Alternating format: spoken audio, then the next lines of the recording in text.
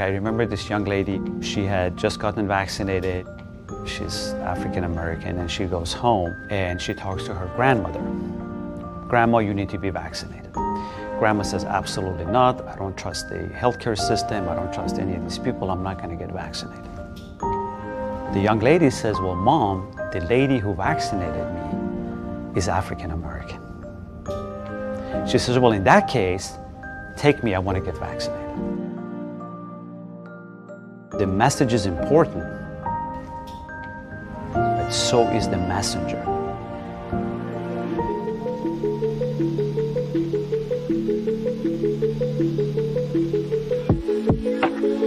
Data and science and study have shown that African American individuals are much less likely to be enrolled into a clinical trial. So the EQB Med initiative is going to address this major and critical problem in our community. EQB Med initiative positions us at Texas Southern University to actually have access to innovative and breakthrough clinical studies. We do a lot of work to increase awareness about clinical research participation, but without an opportunity to actually open access for individuals to participate and to build trust in clinical trial process, we are very limited. Pharmacy is a very important team in communication with the community. And we are not only have a PharmD program, we also have a PhD program. With that, we have more outreach to the community. We are the #1 producers of African American pharmacists in the state of Texas. Pharmacists are a significant part of the healthcare team. They're able to immunize patients. They're able to help them in a variety of health settings per se. TSU had the RCMI support back in 1980s, especially in terms of research infrastructure. So the students and scientists can conduct most cutting edge of research, especially in the area of drug discovery and development. In 2024, the College of Pharmacy and Health Sciences celebrated its existence of over 70 years. We lead a lot of initiatives advancing health equity, training community health workers, providing continuing education for community health workers as well as for our pharmacy and health administration students. In this initiative, we are going to partner with UTMB, Yale University, and Morehouse School of Medicine. We will be able to gain more experience and resources and guidance on how to recruit for clinical trial and how to conduct clinical trials. So this clinical research initiative under the EQB Med funding mechanism allows us not just to provide opportunities for clinical trial participation for community members, but it creates a platform for us to train the next generation of pharmacists that will be culturally competent, that will have an high level of awareness of engaging with community members to promote the concept of diversity and equal representation in clinical research participation.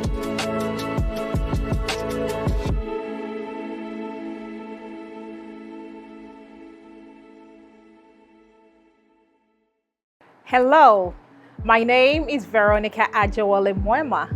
I am a professor of pharmacy practice here at Texas Southern University, where I also have the privilege to serve as the Assistant Vice President for Clinical Translational Research and Community Engagement.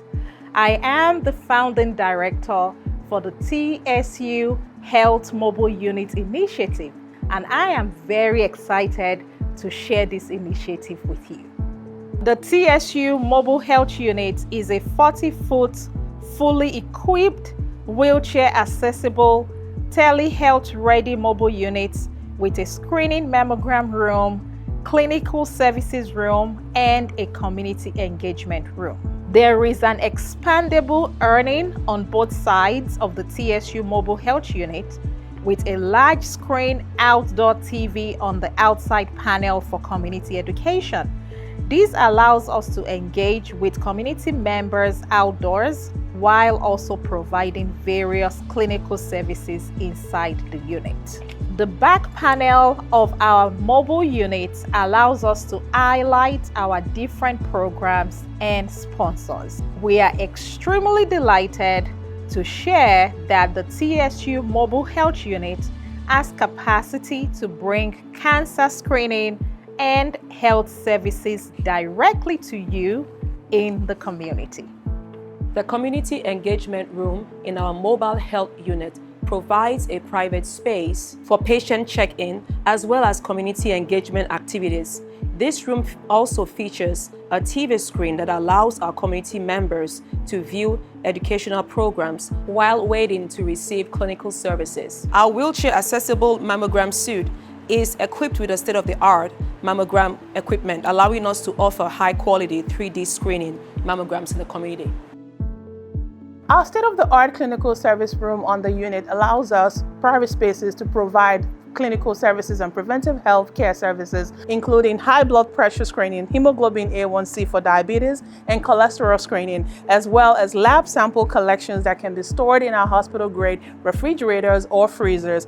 The room is also telehealth ready, allowing us to connect several rural communities with clinical services seamlessly. We can also engage with the community about different clinical research initiatives, including enrollment in our clinical research registry, evaluation for interventional or non-interventional studies, as well as educating the community about various clinical research programs. This private space allows a community member to engage with a clinical pharmacist, answering medication-related questions and providing the needed support to improve health outcomes.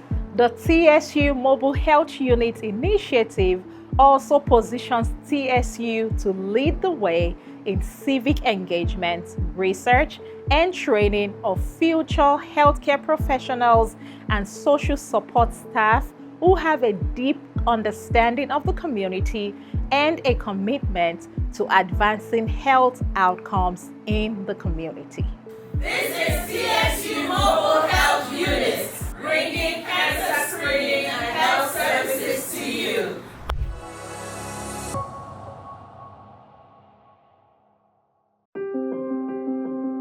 Hello, my name is Veronica, Program Director of Texas Southern University's Breast Cancer Screening and Prevention Center, where we transform women's health in breast cancer care and provide mental health services in underserved communities. In the past 3 years, we have provided mammograms to over 1,400 women. We have reached women in their neighborhoods through mobile mammogram services, Eliminating barriers like transportation costs and access to care. Our holistic approach doesn't just stop at screenings. We provide navigation, care coordination, and treatment assistance, ensuring no woman is left behind. We also provide breast health education in diverse languages, addressing anxiety, concerns, and misconceptions about mammograms. We have established a vast network of over 100 partners, received 5 proclamations, and fully executed over 10 memorandums of understanding. What sets us apart is our grassroots engagement. We build trust in our community, combining cutting-edge technology with personalized care. Our vision is to expand our reach and ensure equitable access to breast and mental health services to underserved women. We believe in saving lives, strengthening our communities, advancing health equity for all women.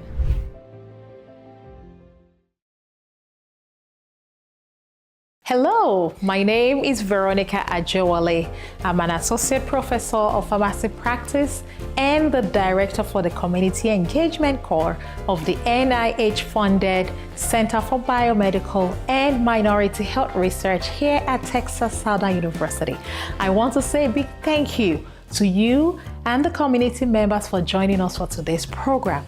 We are really excited that we will be sharing a lot of great information alongside the experts or speakers and panelists that will be leading us into this conversation. So please have your questions ready. We would have an opportunity to take your questions after today's presentations. So thank you again for joining us, and we look forward to our continued collaboration.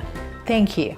Hello, everybody, and I am going to share my screen now, but you are all welcome to today's quarterly webinar, and it is titled So today, please, you're all welcome to Texas Southern University's Breast Cancer Screening and Prevention Center. Of course, we are supported by the Cancer Prevention and Research Institute of Texas. And today's title is our part 2 of Is Screening Mammogram a Painful Experience? Thank you all for joining us over your lunch hour, and we do appreciate your presence with us. We had the first session 2 years ago, and it received so much support, and people were asking for a part 2, and we did not want to disappoint you, so here we are. I'm going to be moving on to who we are under the leadership of the principal investigator for this program, Breast Cancer Screening and Prevention Center, and also the program director, Dr. Veronica Ajewole Muema. We first received our first funding from the Cancer Prevention Institute of Texas, or CPRIT, back in 2021 for $1 million to provide 3 major things: breast cancer screening and diagnostic services, patient navigation and barrier reduction services to both uninsured and underinsured women. And then also, the third arm of our program is to provide breast cancer awareness and education, hence this webinar today. We thank you all for joining us, and you are also I'm just so delighted to also again let us know that we are actually in the second cycle of our funding. We received $2 million over the next 3 years, starting from June 2025 to May of 2028, to provide the same services, but to an extended number of women. The first grant was for screening to 1,350 women. And this new cycle, we are pleased to say we plan on providing screening to over 2,000 women.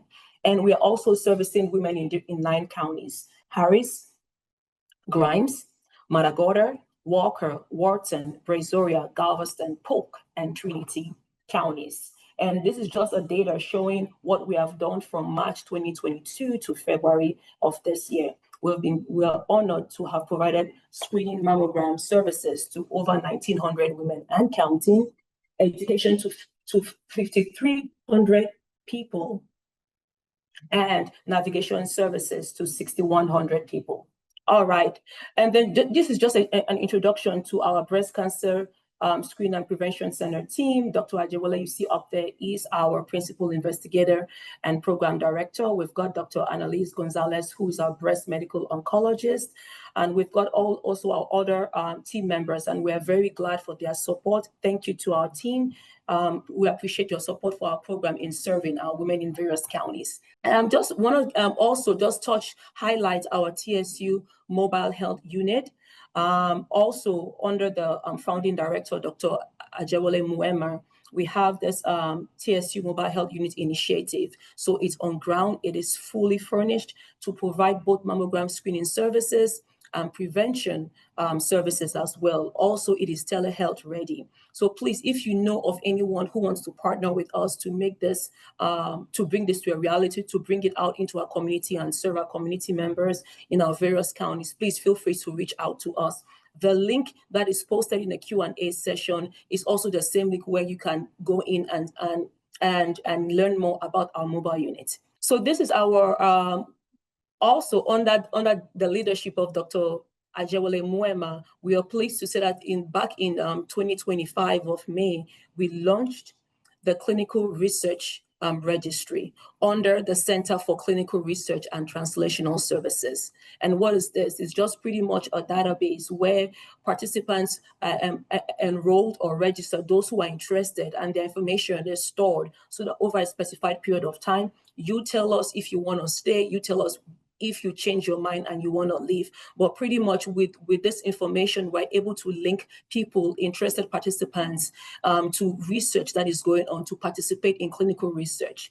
There are more than 250 people that have indicated interest, and over 120 people that have fully consented to be part of this. Again, there is more information on the same link tree, and you can also scan on the QR code to learn more about it. But we are pleased to have started this up, and this could not have been done without the help of our partners and UTMB, and we're grateful for this partnership. Again, thank you all for joining us. We appreciate you all. Please post your questions in the Q&A box. After the education piece, we're going to have a panelist portion whereby we'll want to take your questions and have them answered. But peradventure, perchance that we're not able to get to you because of the number of questions, we will post the answers on our Linktree as well as send it out via our MailChimp. So please go ahead and scan the QR code and you can do what needs to be done. Also, the survey to this to you telling us how we have done. So after all of our breast cancer education events, we do have surveys, and please, the survey is important for us to know how we're doing, what we can do better, and also providing feedback to our funders. Now, so our community health workers, you are going to be getting 1 credit hour of CE, but please, you have to fill out the survey and the evaluation to get credit. So again, the QR code or the link that is sent out in the Q&A will give you access to those to the survey, the evaluation, as well as our breast cancer education survey. We are streaming right now live on Facebook and YouTube, and we invite you to share, to stay connected with us and follow us on social media. Also, please subscribe to our mailing list. Go ahead and also view our website. It has a ton of information that you would love to see. If you have any questions, please email us at breastcenter@tsu.edu, and of course, call us if you need to, if there's any, if you would like to speak with somebody live. Again, my name is you know what? I just remembered I did not say who I am. I'm so sorry. My name is Nkechi Ogbo. I'm the research assistant professor and senior program manager for health services and community engagement, and as well as a co-program director under the leadership of Dr. Ajewole Muema for this breast cancer screening and prevention center. So again, what is cancer? Right? What is cancer? That is a name, something that many of us have asked, and many people unfortunately know about or know somebody who have experienced it. So simply put, it is a disease in which some of the body cells grow uncontrollably and then they spread to other parts of the body. So normally your body is supposed to remove cells that are abnormal or that are damaged, right? Before they turn into cancer. But unfortunately, that sometimes does not occur. And then these abnormal and damaged cells, they grow and they multiply when they should not. These cells now turn and might form into either lumps of tissue, which could be cancerous or non-cancerous. Now, cancerous tumors, they can spread or invade nearby tissues, and they can travel from one location to the next location. And when this happens, this is simply termed or is known as metastasis. Just a little bit information about breast cancer. Most cancer in women, it's the most common cancer in women, at least here in the United States. It mostly occurs in older women, but about 9% of it does occur in women who are 40 years or less. Breast cancer cases are also about 30% of all new female cancers each year, unfortunately. Now, in men, breast cancer occurs about at an incidence of 0.5 to 1%. So men are also not ruled out. And if you want to know more about it, please go to our YouTube and also listen to the webinar education we had on male breast cancer back in December 3rd of 2025. Just a little bit more facts about breast cancer. It is also the second leading cause of death in women in Texas. We know we like to do things big in Texas, but not in the sense of it being the second leading cause of death, right, in women. So hence this forum, hence this means in which we want to provide information to hopefully spur us to action, to do what we need to do. Now, in the year of 2024, over 21,000 new cases occurred in women. And when it comes to death rates in 2024 in Texas here, 3,535 women died as a result of this ailment. Now, when it comes to death rate, unfortunately, in our non-Hispanic Black women, there is a 41% higher chance of our Black women dying from breast cancer as well. This is an unfortunate statistics, but 1 in every 8 women will be diagnosed with breast cancer at some point in their life. And that is an aunt, that is a grandma, that is a relative or a friend, a very good friend we know. Unfortunately, this is the lifetime risk. These are signs of breast cancer that everyone should know, and this includes both the men and the women. And some of them include having a retracted or inverted nipple, breast or nipple pain, lumps, nipple discharge. Of course, nipple discharge when one is not breastfeeding. There might be swelling around the area. There might be redness or rash, changes to your skin texture, a lump around the collarbone or underarm. And you want to perform, you want to check your breast, if not weekly, at least once a month. Either when you're in the shower, you're raising your hands up and just checking around the area using a circle motion or up and down motion all around. Once you've gotten used to how your breast feels, when something is abnormal, when something doesn't feel right, then you are able to, of course, go ahead and speak to your primary care provider who can do a more in-depth check and see if you need a referral or not. Most times it's nothing, but it's better to be safe than sorry. Now, what are some risk factors for breast cancer? There are two kinds of risk factors. One that you cannot change, that is just what it is, and there are some that you can change by making changes in your lifestyle. So this first slide here talks about risk factors that you cannot change. Of course, your age. As we grow old, there is a higher risk of that.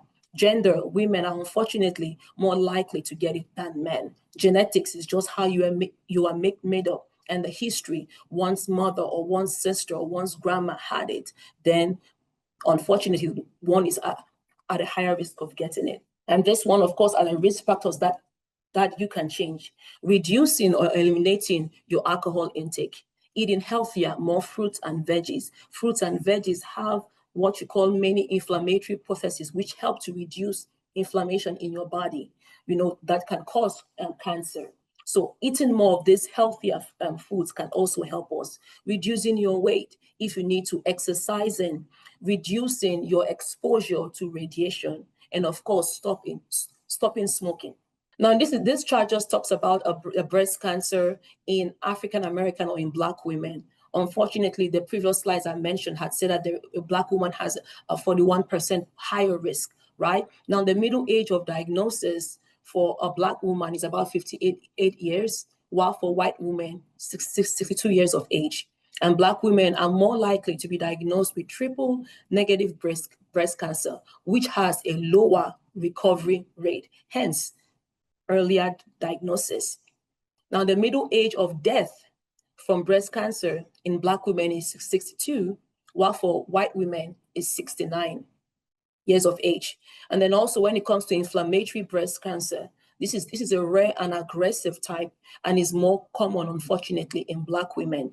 Now, in women under 45 years of age, breast cancer happens more often again in Black women than white women.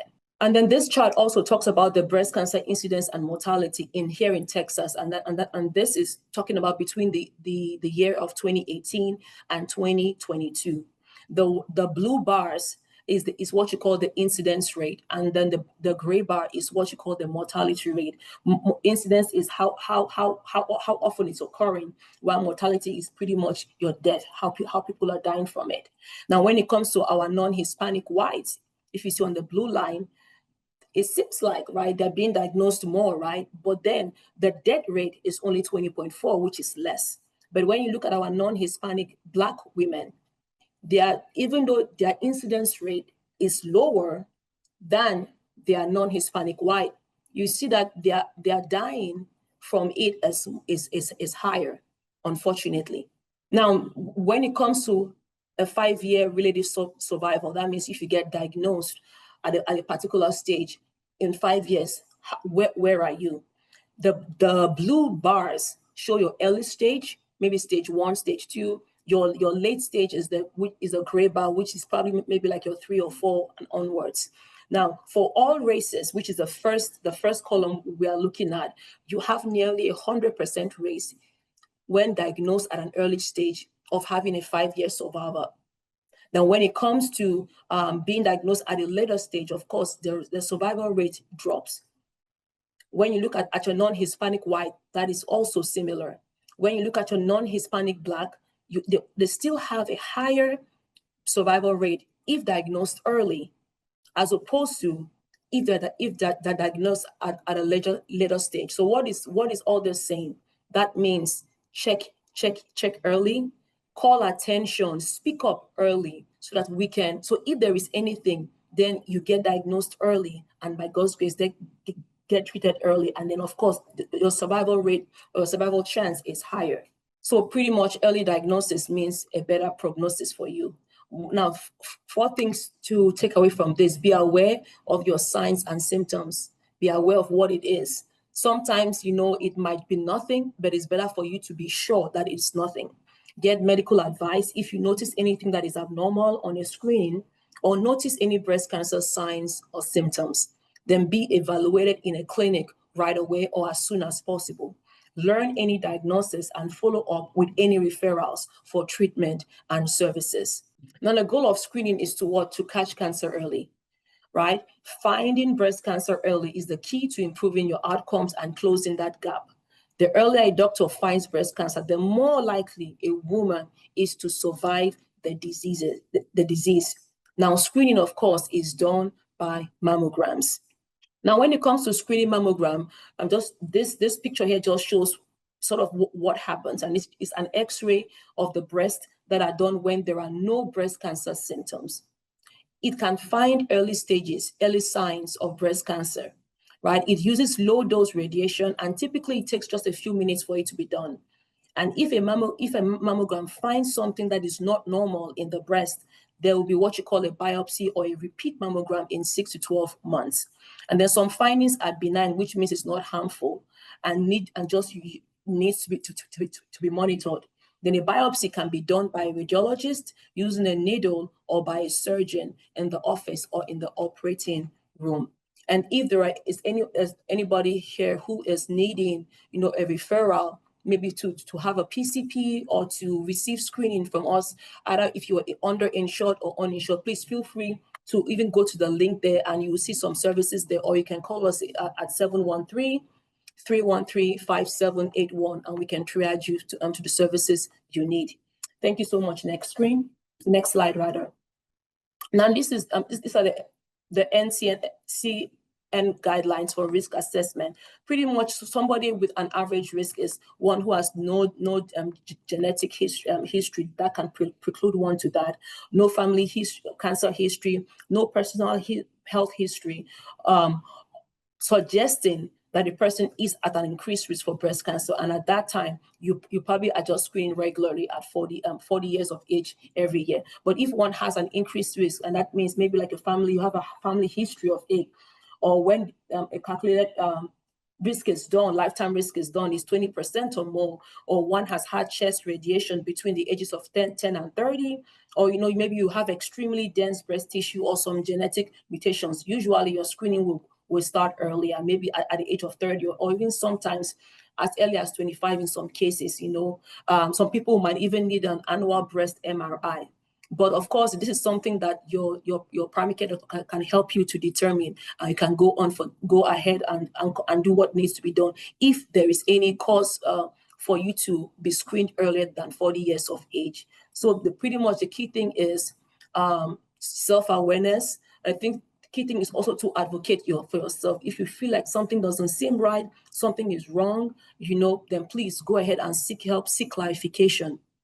So remember, the focus is you want to focus on a healthier lifestyle. Stay active, eat nutritious food, limit your alcohol, and avoid smoking. And if you say, oh, there are just so many things for me to do, where do I start? One thing at a time, right? If you need to just start by limiting your alcohol, and then you now follow up with eating nutritious food once you have stopped the alcohol or limited your alcohol, then do that. But it is one step at a time, rather than you feeling overwhelmed and not starting at all.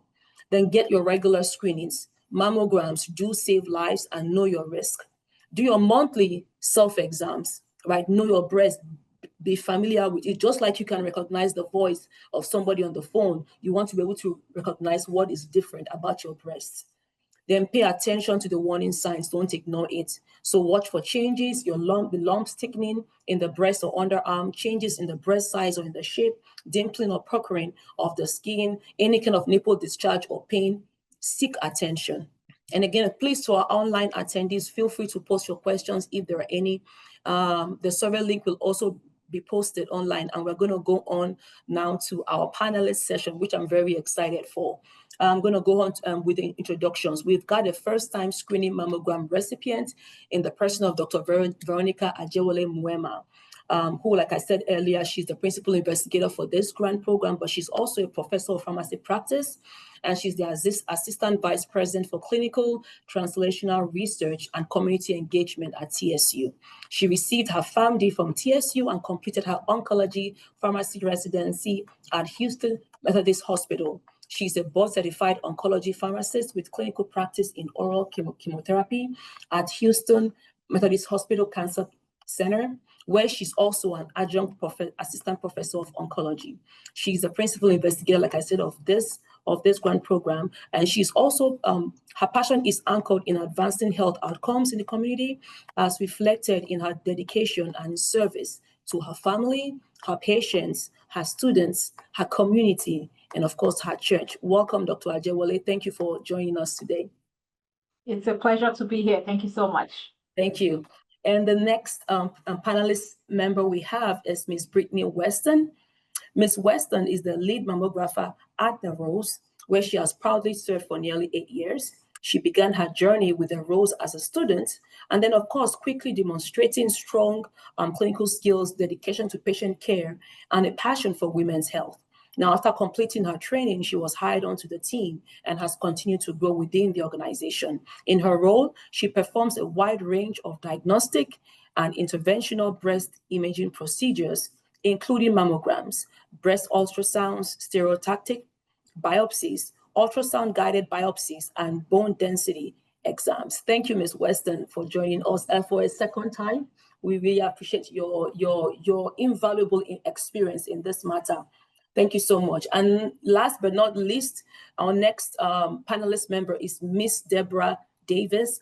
She has been a mammographer for as long as some of us have been alive here on Earth, for 30 years.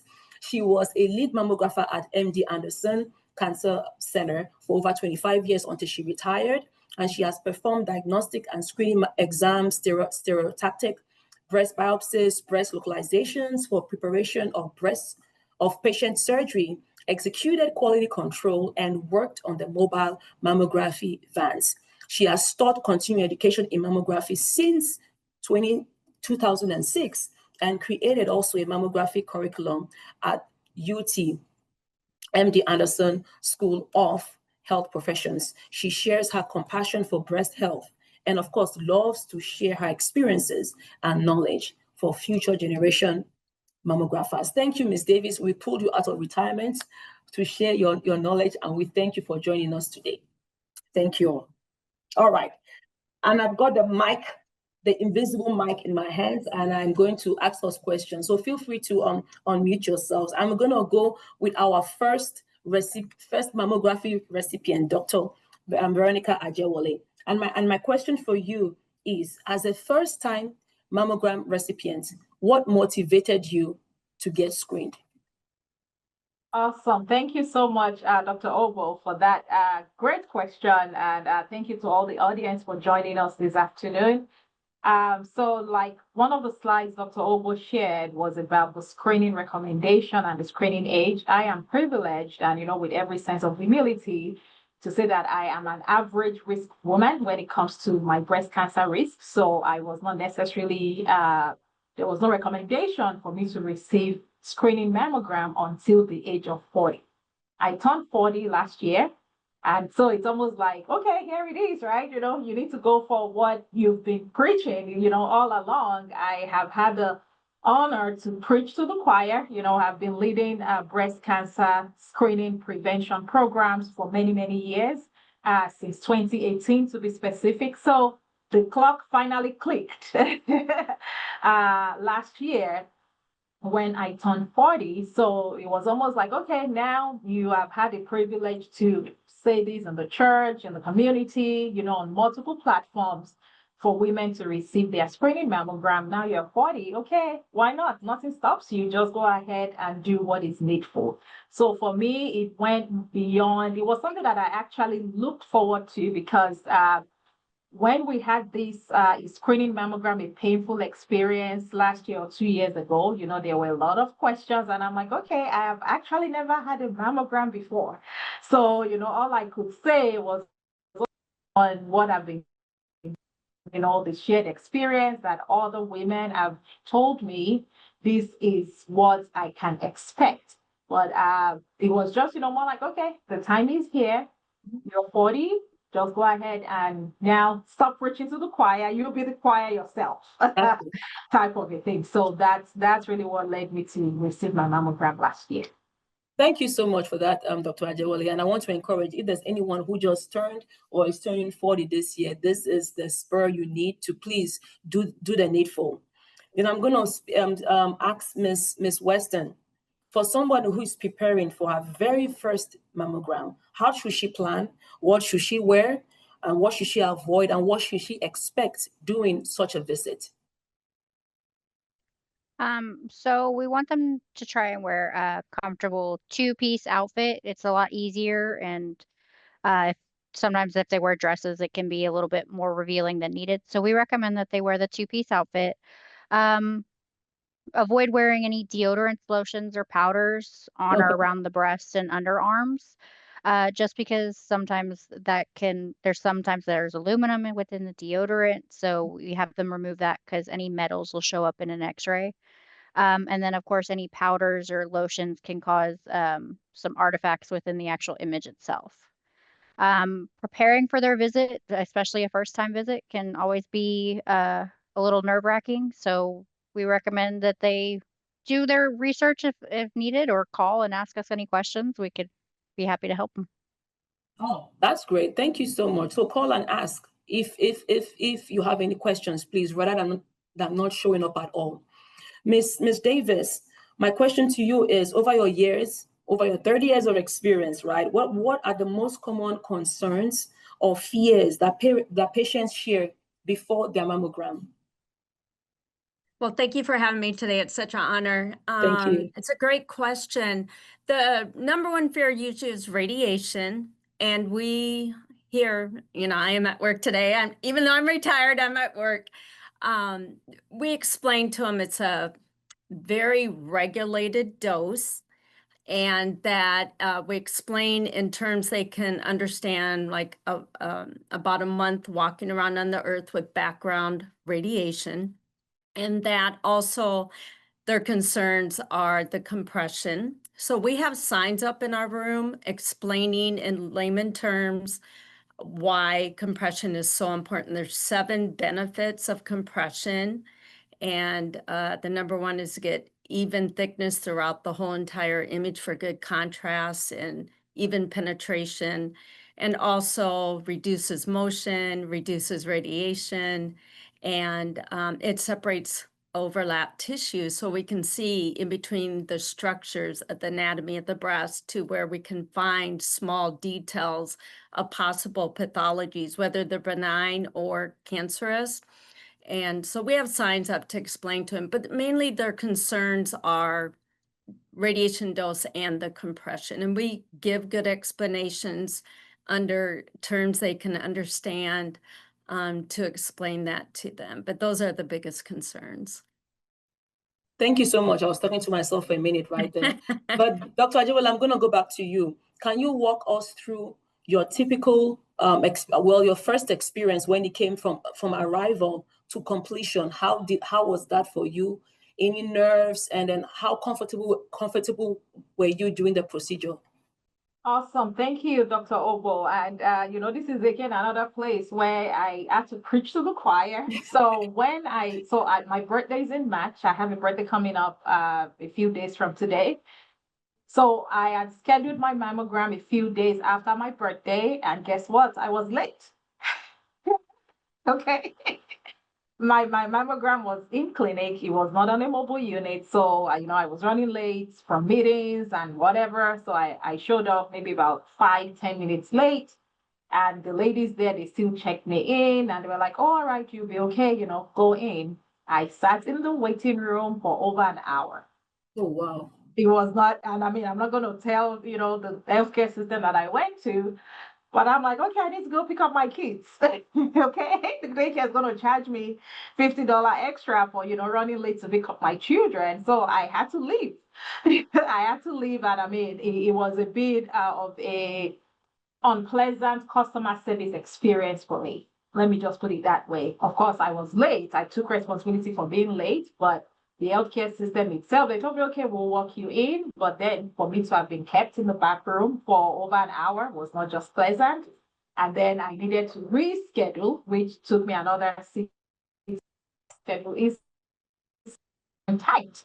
So I ended up not, having my actual mammogram until maybe late April. That was when I eventually did the mammogram. But when it comes to the experience itself, it's just like, showing up for any regular, doctor's appointment, checking in, doing all the necessary paperwork. And then they would guide you, to make sure that, you change to an appropriate clothing. And then, the back room was very comfortable, water, very comfortable space, nice music, very relaxing because, of course, there is that, anxiety, what have you. So the physical space itself was very welcoming, and it definitely eased my mind as a first time that, that I was getting the procedure done. And then moving along, well, while I waited, completed a few surveys, just like, we would typically do in most clinic setting, completed a few surveys. And then the lady came to get me to actually, go into the room to receive the screening mammogram itself. What surprised me the most was the coldness of the equipment. Brittany and Deborah, you guys are used to it, but I was not used to that. I was not expecting, and of course, I was already, undressed top, off. So now being put into the machine, and the machine was cold. I'm very sensitive to cold. I'm like, woo. I'm like, oh my goodness. I think that was a bit of a shock for me. I wasn't expecting to have that direct contact with a cold surface. The way it happened, I think maybe just being informed, like, hey, watch out, this is going to be a little bit cold, would have helped me, to just mentally prepare a little bit. But other than that, I think the discussions we've had, the webinar, we had the part one of this webinar already kind of helped me. Deborah, Brittany, if you guys remember, I was the moderator for that. So I already kind of checked off my own questions, right? So, okay, this is what to expect, the compression, and I wouldn't say it's pain, it's more of a pressure. And I knew why. And the mammographer was also very gentle. She kind of walked me through, okay, this side, all the tilting and, how to position myself. It's more of a little bit of a discomfort temporarily that was bearable. It wasn't anything that, was not bearable. And I give my full disclosure, saying that I moderated this panel a year ago or so. So I'm a bit more informed, in that sense, maybe than most women. But the only aspect that I was not expecting at all was the cold shock. And I'm personally very sensitive to cold. Like, I get cold. My office is also very freezing right now. So I get cold very easily. So it was just that temperature change was a bit of a shock for me. And then, and like I said earlier about the whole customer service experience for me because of me arriving late. And the back end too was that first visit, I ended up being billed for it. Because I checked in, right? I checked in. So for whatever reason, the billing folks billed me. So when I went in for my real mammogram, the insurance kicked it out saying you can't have 2 mammograms in a year period. So then I had to fight some insurance battles, to dismiss a claim and, pick up a real claim. So I had some, unpleasant customer service, billing stuff going on, but that was a healthcare system challenge and not necessarily anything specific to the mammogram, the screening mammogram that I received in and of itself. So I'm almost like, oh, maybe I need a patient navigator now, right? To help me dismiss my, my wrong claim, on my insurance. But eventually everything was taken care of. And yeah, I'm glad I went through it, and I definitely, recommend, every woman that is of age, average risk or high risk women to please prioritize, because I had to make that decision to say, okay, with scheduling, I apologize, I was late, but I could be better. I could have showed up on time for my initial. Thank you very much, Dr. Ajewole. Ms. Weston, what steps, as a follow-up to what she mentioned, what steps do you take as a mammographer to help your patients feel comfortable and less anxious during the procedure? So for me, I talk to my patients and I explain everything I'm going to do. I don't want them to ever be surprised. So I will let them know this is going to be a little bit cold, or this is the steps I'm going to take. Um, as I'm reviewing with them before I do anything, I said, if you have any questions at any point, just let me know. I tell them as I'm positioning, it should not be painful. If it's painful, let me know and I can reposition or I can adjust, because it shouldn't be painful. It should just be that pressure or discomfort for just a few seconds. It should never be any kind of pain. So I always am communicating with my patients. I'm never completely silent. As I'm going, I'm letting them know, and also opening that communication where they can also talk to me and let me know if there's any discomfort or anything like that. Right. Oh, thank you so much. And that is good to know. So please, there is communication. And I have had quite a number of those as well. And I would have to say that there was also communication going back and forth. So I knew what to expect because they made me aware while that was going on. And like you rightly said, there is no pain. There was no pain, or there has been no pain, just the discomfort. So I can attest to that. Ms. Davis, I've not forgotten you. How have you seen changes, in technology or call or technique, right? Also over the years that have improved patient comfort. And if you don't mind also alluding to the fact of the compression and and all that. Well, thank goodness that the manufacturers for mammography machines have kept up with the technology and changes and formatting of the detector. One, the detector is more rounded in the corners. Okay. It used to be square sharp, like when we had film screen technology. Of course, with digital, that was approved in 2000. They had changed some of that. Also, they do have new paddles that have been created with different manufacturers called comfort paddles, or they have different names with each manufacturer, where they're curved and not straight, that can conform to the roundness more of the breast. And also we have tools, like I had brought this to show you this. It's hard to see, I know, with the background, but this is a mammography cover that helps with tearing underneath at the IMF, where the breast attaches to the abdomen, the inframammary fold. And we use this for larger breasted patients to keep it warm, Veronica. And also it's clean, and it is a little cushiony. It's not like the mammography pad. These are created, like this is from Beakley. The pad is owned by Hologic. And so they are different tools that are used to help with positioning, make it more comfortable for the patient. Like I said, along with the detectors being more rounded and different types of paddles that each manufacturer creates. They even have this new paddle with Fujifilm that compresses not only side to side, but it compresses front and back. So it really conforms more evenly and creates a more uniform pressure compared to like more focal pressure on the breast.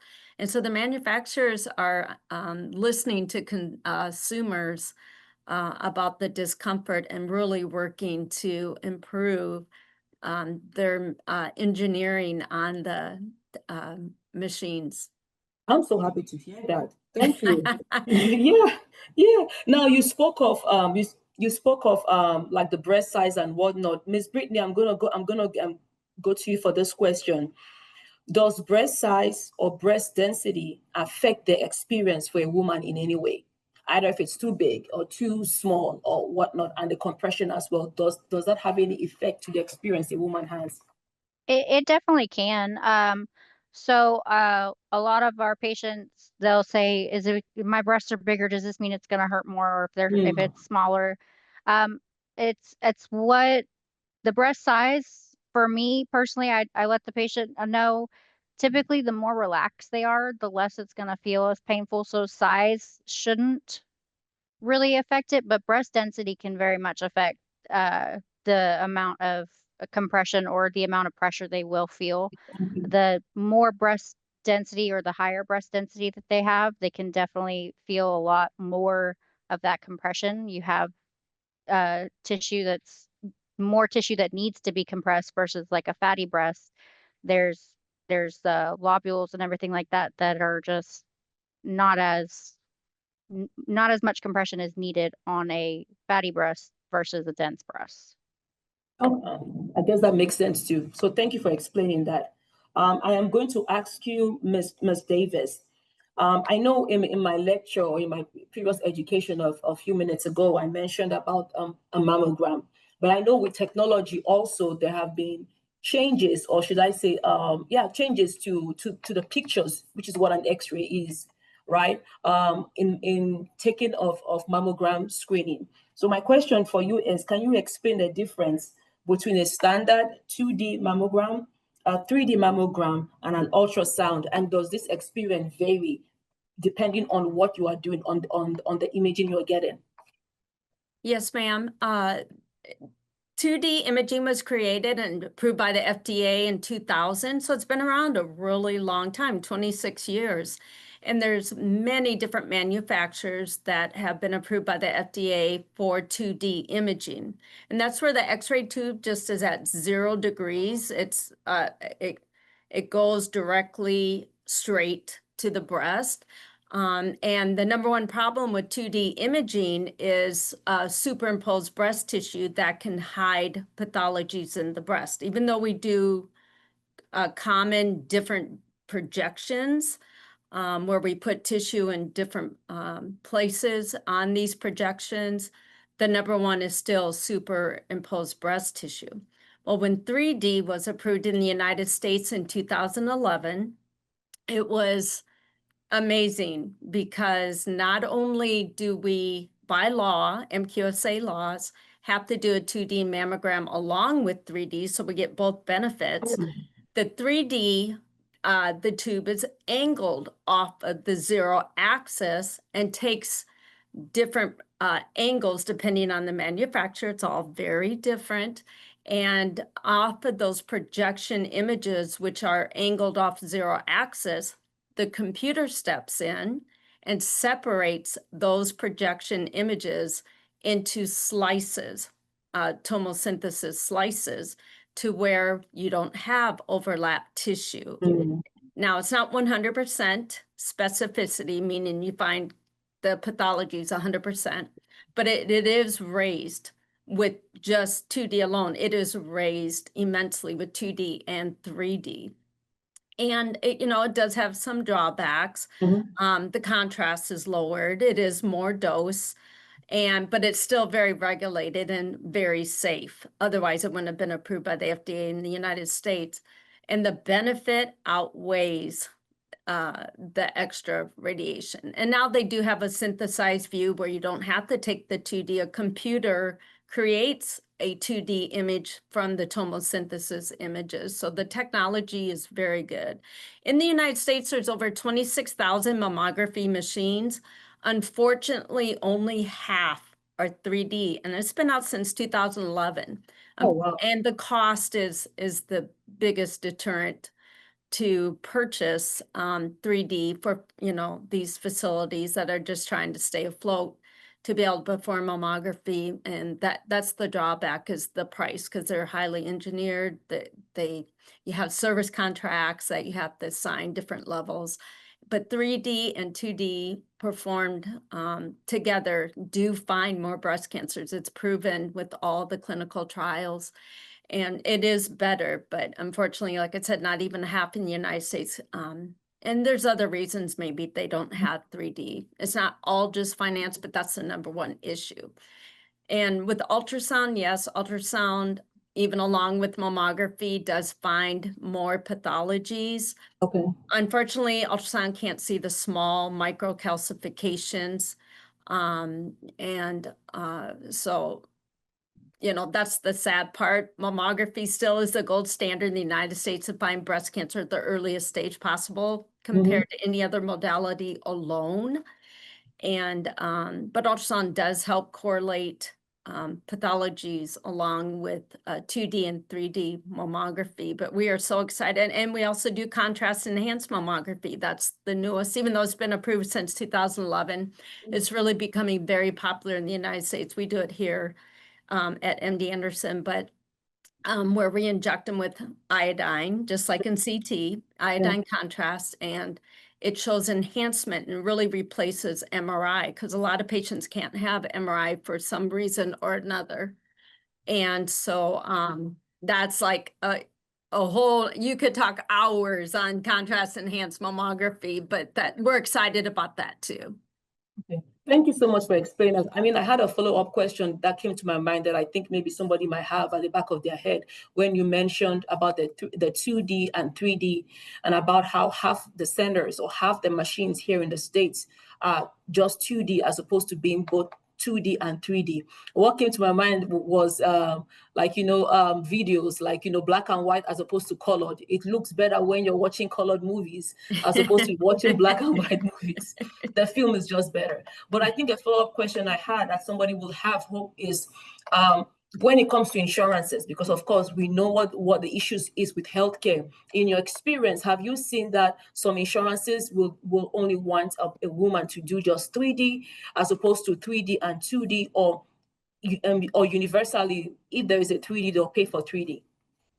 That's a good one. That's a good question with insurance. Unfortunately, each state has different rules with what they cover with insurance or not. Medicare does cover a 3D screening mammogram, not necessarily diagnostic. They kind of question it. But each state has their own rules with insurance. And many states have mandated, start out as a bill, turned it into law with mandating to pay for 3D because that's proven to be better. And if that facility only has 3D mammograms, it's not fair to that patient to where their local screening mammography facility only performs that they can't have that. Now, at the beginning, we made them pay $50 extra because it did not have a listed code, a hospital code. But then it did come around about 2015, I think it came around where there's a listed code for 3D mammography. And we tell the patients, if there's a question, call your insurance before we start. We try and tell our patients when we schedule them, please check your insurance to make sure they cover 3D mammography. But if the patient refuses 3D mammography, we just do 2D mammography for them. And we put in the notes for the radiologist that patient refused 3D and only wanted 2D. Okay. Oh, that's good to know. Thank you. I have a question from an audience member, and either you, Brittany, or Ms. Davis, please, either of you are free to answer. And the question says that, are there any new developments coming to make the mammogram more comfortable? Any other developments to help with dense breasts? So they're always working on something. I'm not familiar with anything upcoming, but I do know that the curve paddles or the comfort paddles, as Deborah had called them, those have been the newest update that we've seen in terms of trying to make it more comfortable experience. Awesome. Thank you. Ms. Davis, did you have anything to add, or did I suffice? Yes, and also they've come, Coning manufacturer does have a CT of the breast. Unfortunately, a lot of insurance aren't covering it, and the availability of it is very few in the United States. And it was approved, I think, 2017 in the United States. That you just lay down and your breast falls through the hole, and they do a CT where you lay on a table. that has, it's another alternative with mammography, of course. It's a more diagnostic tool to work along with mammography. And, there's many different tools, but that's just the other one compared to what Brittany had said. Yeah. Thank you so much. I have just one more question to ask before we round it off for today. And thank you so much for being so gracious hosts. One more question, and it's sort of like a two-part question. For a woman who is still experiencing a menstrual cycle, is there any kind of thing a woman should know about getting screened as regards to maybe the time when she is on her period? And then also for the person who is who maybe has a fear of pain or being uncomfortable, is there any advice in terms of taking over-the-counter medications that we will tell such women? Yeah, the best time for a mammogram is like 14 days after the onset of her menstrual cycle. Okay. Now, unfortunately, you schedule the mammogram even a year in advance and you don't know exactly when your menstrual cycle. Some patients do choose to take pain reduction medications such as aspirin or Tylenol before their mammograms to reduce the discomfort because you can get fluid-filled cyst more on your periods. That can make it more discomfort. And if they want to reschedule to where they aren't on their menstrual cycles, it's fine. We try and reschedule that patient to accommodate them to where they had the least amount of fluctuation in their breast with swelling and pain. But 14 days after the onset is the best time for them to have it.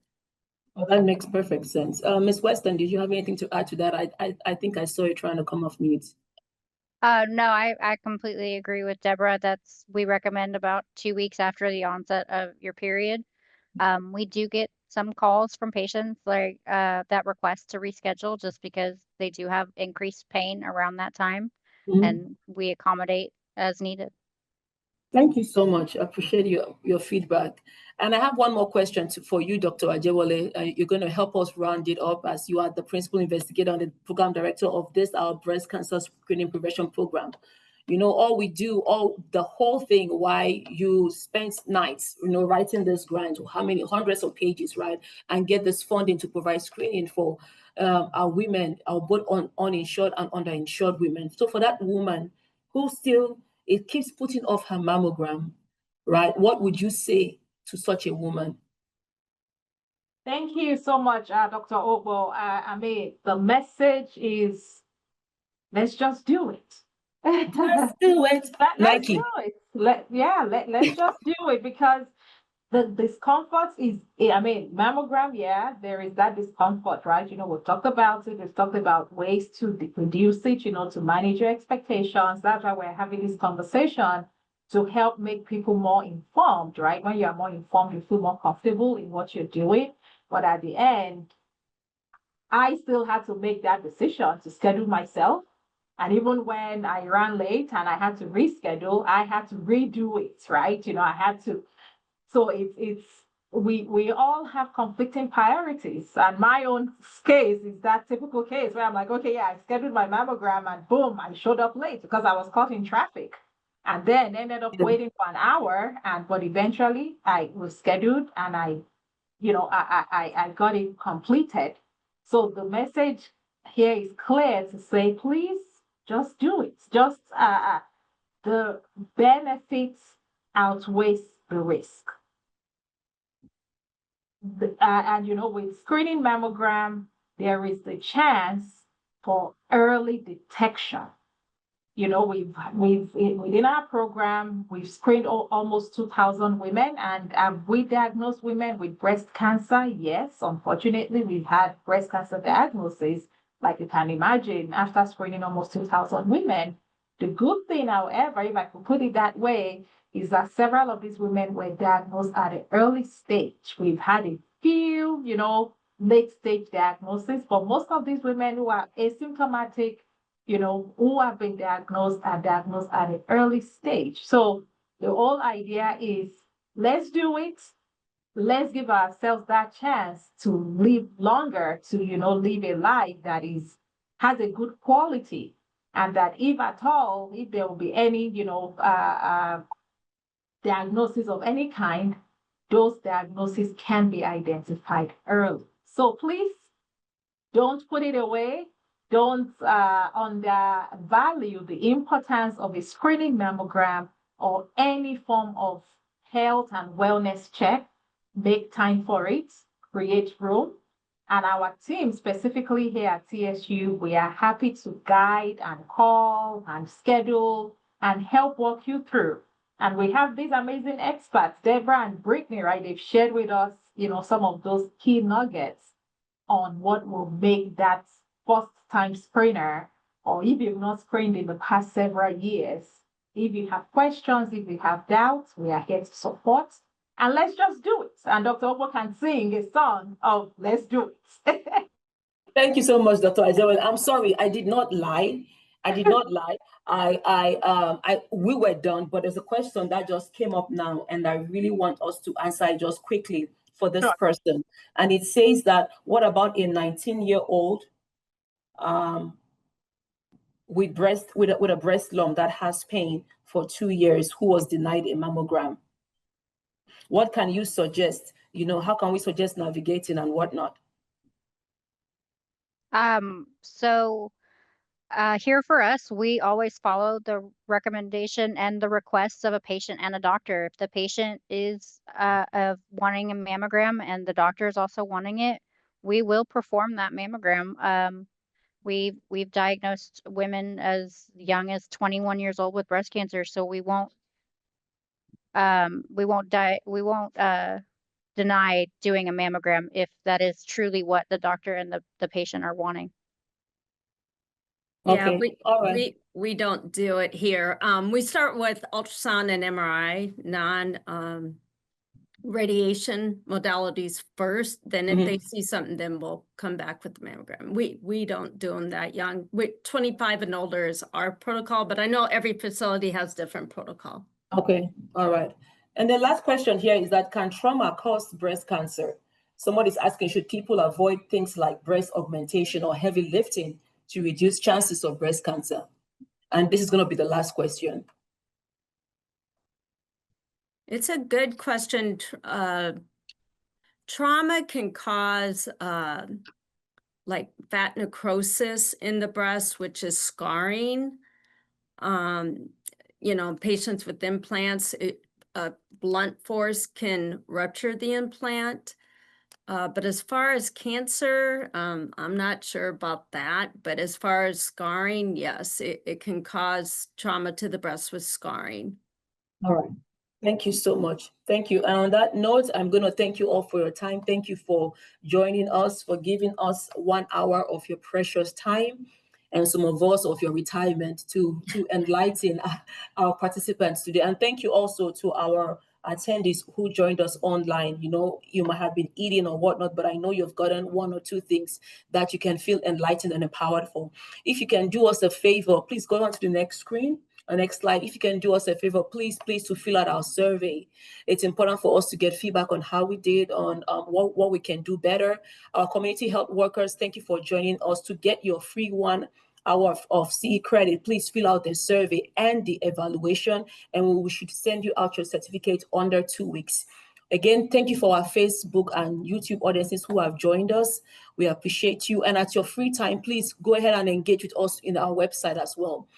You can email us at breastcenter@TSU if you have any questions, and go ahead and also review our link tree. There are so many information in there that you can learn of. Next slide, please.